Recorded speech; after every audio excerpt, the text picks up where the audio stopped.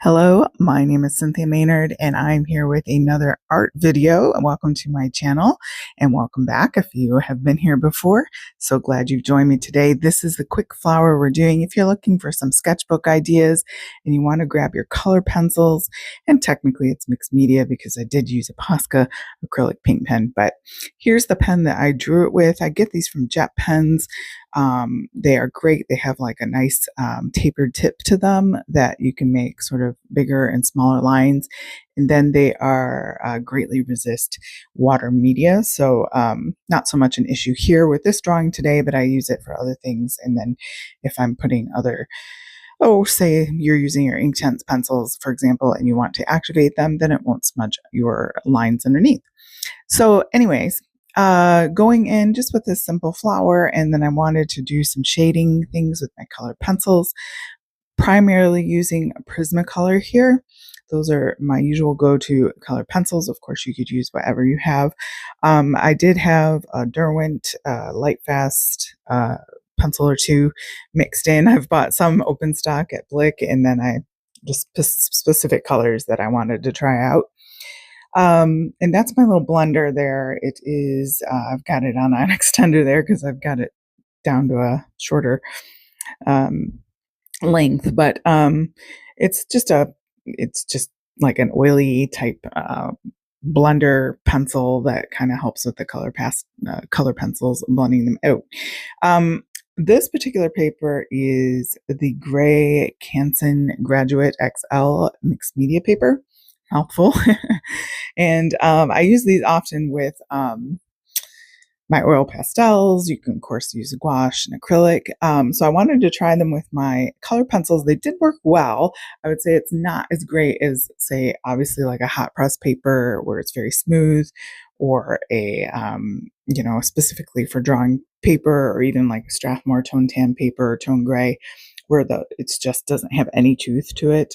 And so it makes the color pencil super smooth, but it definitely worked here. It doesn't have a big tooth to it. It's very mild, if you want to put it that way, I guess.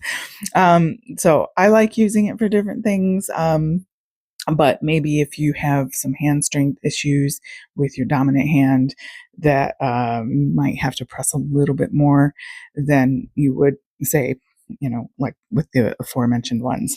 So anyways, picking out like a couple colors here that were sort of these, you can see them to the left there, that kind of made up the bulk of the flower petals. And then the leaves are combinations of browns and greens, and there's like an olivey Derwent one that I bring in for the leaves at the end, the third color.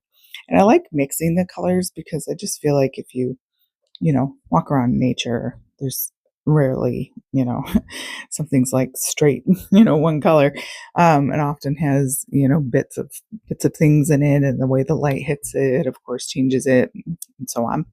So again, this flower is not realistic by any means, but just trying to make it a little more interesting.